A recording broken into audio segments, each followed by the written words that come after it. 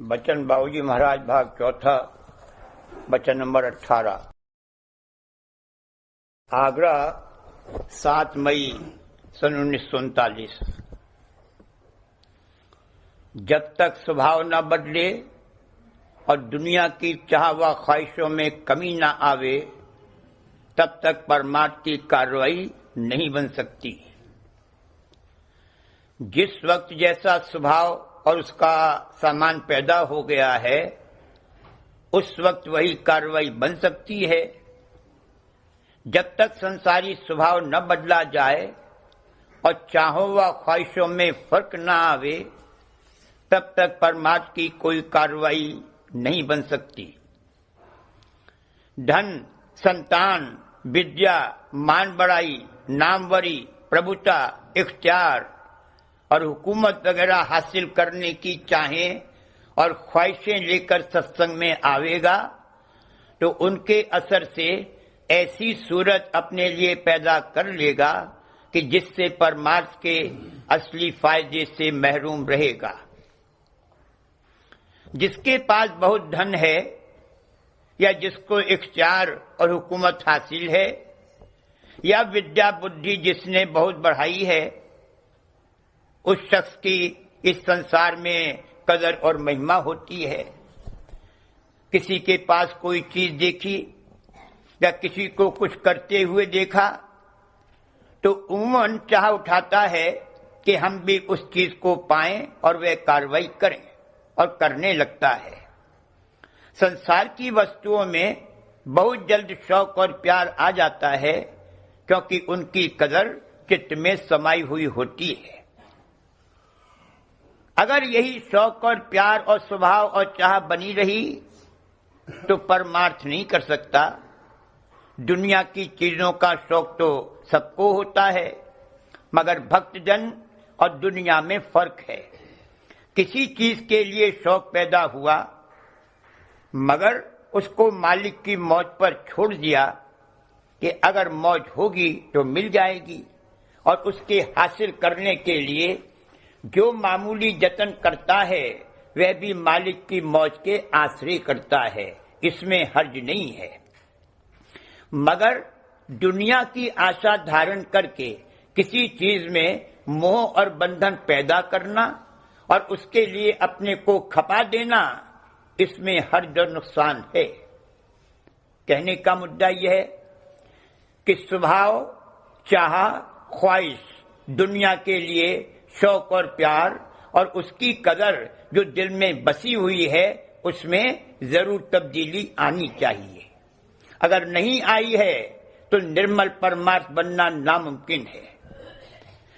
जो कार्रवाई तीर्थ, मूर्त, व्रत वगैरह की दुनिया में करता था उसी ढंग और तर्ज पर सत्संग और परमार्थ में शामिल होकर बरतने लगेगा तो भक्ति नहीं कर सकता। भक्ति तो वही कर सकेगा जिसका दुनिया से तार टूटा होगा। ये हो नहीं सकता कि दुनिया को भी ज्यों का त्यों पकड़े रहे और भक्ति भी कर सके। अगर मालिक की भक्ति करेगा तो दुनिया से तोड़नी पड़ेगी। भक्ति और परमार्थ करना दुनियादार का काम नहीं है। जिसको मालिक से मिलने की बिरह जागी होगी और अनुराग पैदा हुआ होगा वह भक्ति कर सकेगा और उसी के लिए मालिक की भक्ति है। बिरही और अनुरागी भाई भक्ति गुरु की उन प्रति गाई। जब बिरह जागेगी और अनुराग पैदा होगा संसार आपसे आप छूटता जाएगा और छूट जाएगा। जो संसार की चाहों के पूरा होने के लिए परमार्थ करता है उसका परमार्थ नहीं बनेगा। उसकी भक्ति मंजूर नहीं होगी। उसको भक्ति फल नहीं मिलेगा, कर्म फल मिलेगा। कर्म फल तो जो भी कार्रवाई करेगा उसका मिलेगा। कोई कर्म निष्फल नहीं जाता। अगर सत्संग में आ गया है तो वह कर्म फल कर्म कटने का होगा। यानी भक्ति दान तो नहीं मिल सकता जब तक कि निर्मल भक्ति न करे। कर्म कटने का बंदोबस्त कर दिया जाएगा। जब कर्म कट लेंगे और कर्मों का बोझ हल्का होगा और अपने जीव के कल्याण के वास्ते परमार्थ की चाह पैदा होगी, तब परमार्थ और भक्ति शुरू होगी। दुख तकलीफ, रोग शोक, बीमारी वगैरह आवे तो भेंट करनी चाहिए। दुनिया का सामान, सुख आराम वगैरह मिले तो भेंट करनी चाहिए। दुख तकलीफ की हालत बर्दाश्त न हो सके तो राधा स्वामी दयाल की दयालुता में विश्वास और भरोसा रखते हुए उनसे प्रार्थना करना चाहिए कि हमको नहीं मालूम है कि आपकी क्या मौज है और कौन सी हालत हमारे लिए बेहतरीन और फायदेमंद है। दया करिए और अपनी मौज से माफ़ करने की ताकत और सुमति दीजिए। ये मुनासिब और लाजिम है, ये भक्ति में दाखिल है। मगर जैसे दुनियादार देवी देवताओं वगैरह की मनौती मनाते हैं, उस तरह राधा स्वामी दयाल की भी मनौती मनाना कि हमारा लड़का बीमार है, अगर अच्छा हो जाएगा तो रुपया भेंट करेंगे, या इस इरादे और संकल्प से भेंट पेश करना कि हमारा फला दुख दूर हो जाए या हमारी फला चाह पूरी हो जाए, ये नाकिस, खराब और आर्थी भेंट है। ये राधा स्वामी दयाल को मंजूर नहीं है, ये भक्ति में दाखिल नहीं है, ये भक्ति के विरुद्ध और बिल्कुल उल्टी कार्रवाई है। ये तो सट्टा, रोजगार और लेन देन है। इसी तरह बहुत से लोग सिर्फ इसलिए भेंट पेश करते हैं कि कहीं राधा स्वामी हमारा बिगाड़ न कर दें। इनको भी वक्तन फवक्तन भेंट पेश कर देना चाहिए और कभी कभी हाजिरी भी दे देनी चाहिए ताकि वे प्रसन्न रहें और हमारा दुनिया का कारोबार और व्यवहार अच्छी तरह से चलता रहे। इस तरह के जीव सब आर्थी और स्वार्थी हैं, निपट संसारी और दुनियादार हैं। वाणी में जा बजा कहा है कि चाहे किसी तरह से हो, सत्संग से नाता कायम रखना चाहिए।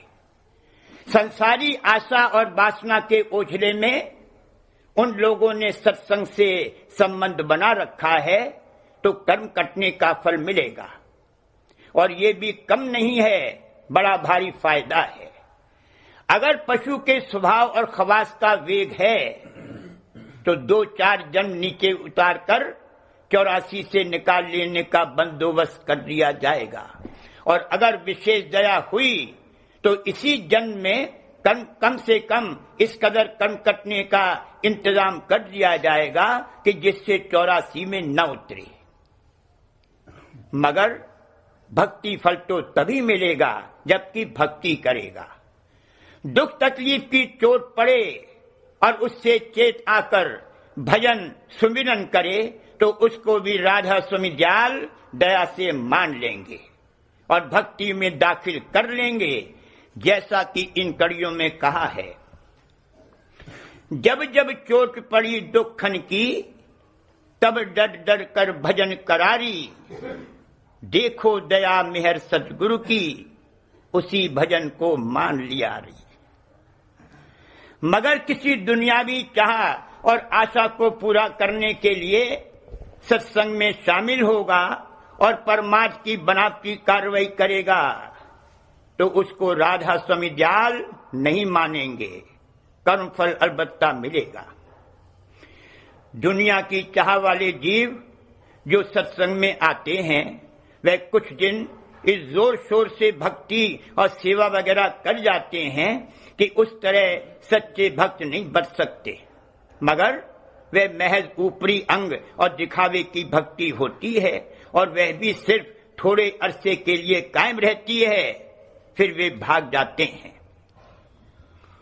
कोई सत्संग में इसी गरज से आते हैं कि वहां फला बड़े आदमी हैं, उनके जरिए से नौकरी और रोजगार मिल जाएगा। इस तरह के जीव सब कपट भक्त हैं, उनको परमार्थ और अपने जीव के कल्याण की चाह नहीं है।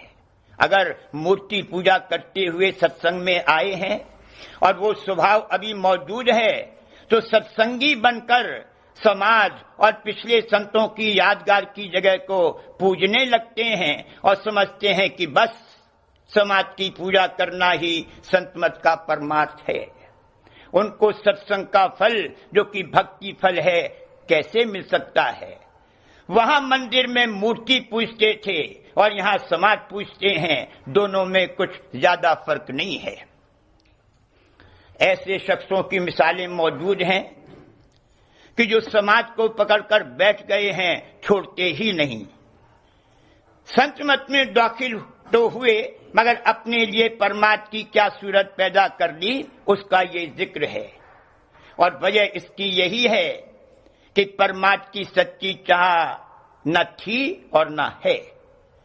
संतों की समाज और वो जगह जहां वे रहते थे, सत्संग भजन और अभ्यास करते थे, महापवित्र स्थान है। वहां शौक और भाव के साथ जाना चाहिए और अदब व ताजीम करनी चाहिए। मगर ये ख्याल करना और समझना कि केवल समाज की पूजा करने से मुक्ति और उद्धार हो जाएगा, गलत है। संत मत में हमेशा वक्त गुरु की महिमा है, मगर इस तरह की बातें करना कि हमको तो सद्गुरु मिल गए, बस अब किसी से कुछ मतलब नहीं है और समाज पर भी हम नहीं जाते और ये भी नहीं करते और वह भी नहीं करते, ये भी नादानी है। परमात्मा की समझ आना और मर्म को पकड़ना बड़ा कठिन है। संतों के दर्शन और सेवा करनी चाहिए, बस भेड़ चाल की तरह दौड़ पड़े, बिना इस बात के लिहाज और ख्याल के कि जिसके हम दर्शन करते हैं और सेवा करते हैं उसको हमारी उस कार्रवाई से सुख और आराम मिलता है या नहीं। इस तरह आंखें फाड़कर और बाहर निकालकर ताकते हैं, गोया जिसको देख रहे हैं उसको छीलते हैं। ये दर्शन की विधि नहीं है, ये तो बिल्कुल उल्टी चाल और रीत है। और जो लोग ऐसा करते हैं उनको परमात्मा की समझ और चाह एक रत्ती भर भी नहीं है, महज भेड़ चाल और देखा देखी करते हैं। बानी में दर्शनों की विधि ये लिखी है कि अपने दिल और दीदे से उनके दर्शन करो। दिल और दीदा यानी हिया त्रिकुटी में बतलाया है। हिया त्रिकुटी माही। त्रिकुटी का तो बहुत ऊंचा घाट है, अभी वहां रसाई नहीं है, तो खैर पिंड का हिया जो तीसरे तिल में है वहीं से दर्शन करो। दोनों आंखों की दोनों धारें अंतर में सिमटकर और खिंचकर तीसरे तिल पर आकर मिले, ये दर्शन की विधि और फल है। और बानी में ये भी लिखा है कि दर्शन करते करते इस कदर सिमटाव और खिंचाव हो कि आंखें बंद हो जाएं तो कोई हर्ज नहीं है। बजाय अंतर्मुख होने और अंतर में सिमटने और खींचने के, वे लोग आंख फाड़कर बाहर धार निकालते हैं। ये तो बिल्कुल उल्टी कार्रवाई है। संत मत की कोई कार्रवाई तीसरे तिल के नीचे से नहीं की जाती है। दर्शन करना, वचन सुनना, सत्संग, सेवा, भजन, अभ्यास आदि करना सब तीसरे तिल पर अपनी सूरत और तवज्जो को जमा कर करना चाहिए, तब संत मत के परमात्मा की कार्रवाई का फल मिलेगा, वरना कर्म फल मिलेगा। बहुत से लोग शिकायत किया करते हैं कि अंतर में रूप नहीं दरसता। रूप का दरसना कोई आसान काम नहीं है, यूं कभी कभी झलक आ जाना और बात है। बाकी जिसको रूप का दर्शना कहा है वो ये है कि ऊपर के घाट के चैतन्य आकाश में वहां के मसाले का आकार दर्शे। उसके लिए बाहर में जो शब्द ने रूप और आकार धारण किया है उसमें यानी संत सद्गुरु में प्रीत होनी चाहिए, और वो ऐसी कि कम से कम उस वक्त जबकि उस रूप के लिए प्रीत और उमंग जागती है वह और सब प्रीतों से बढ़कर हो, यानी सब प्रीतों पर वो फाइक हो। अगर प्रीत नहीं होगी तो अंतर में रूप नहीं दर्शेगा। जब ध्यान करेगा वही रूप सामने आवेगा जिसमें कि प्रीत है। एक संत सदगुरु के गुप्त होने के बाद दूसरे संत सदगुरु में अगर प्रीत नहीं आई है तो चाहिए कि ज्योति का ही ध्यान करे। प्रीत में घाट के अनुसार भेद है। एक तन की प्रीत है, दूसरी मन की प्रीत है और तीसरी सूरत की प्रीत है। जिसने जब देखा तब तन ही देखा, कभी सूरत के घाट पर आकर शब्द जो कि उस तन में विराजमान है उसको नहीं देखा, यानी निज रूप में कभी प्रीत नहीं आई, तो ऐसी हालत में अंतर में रूप नहीं दर्शेगा। प्रीत करने को तो कुत्ते बिल्ली भी प्यार करते हैं, तो क्या वही प्रीत जिससे संसार में मोह और प्रीत करता है सदगुरु के दर्शन करने को लाएगा? सदगुरु के दर्शन करने के लिए सूरत के घाट की प्रीत जागनी चाहिए, और वह तब जागेगी जबकि संसार की और प्रीतें ढीली और कम होंगी। अगर संसार की प्रीत चाह और स्वभाव में फर्क नहीं आया है तो जैसा कि ऊपर कहा गया है, संत मत में शरीक होकर भी टेक और पक्ष की कार्रवाई में अपने को लगा देगा। मसलन गुरु के खानदान की पूजा में अटक जाएगा और वक्त गुरु की महिमा समझ में नहीं आएगी। स्वामी जी महाराज के समय में बहुत से ऐसे आदमी थे जिनका बाद में ये हाल देखने में आया कि भंडारे या किसी मौके पर हुजूर महाराज को भेंट पेश करके उनके दिल को तसल्ली नहीं होती थी। स्वामी जी महाराज के खानदान वालों के हाथ में रुपया 2 रुपया रख दें तब उनके दिल को तसल्ली होती थी कि अब हमारी भंडारे की भेंट हुई। परमात्मा कमाना किसी दर्दी का काम है, दुनिया की चाह वाले का ये काम नहीं है। जैसे फोड़ा टीस मारता है और सालता रहता है, उस तरह से अगर परमात्मा का दर्द पैदा हो जाए तो आज इसका काम बन जाए। फिर इसे कुछ नहीं करना है, जो कराना होगा राधा स्वामी जाल आप करा लेंगे।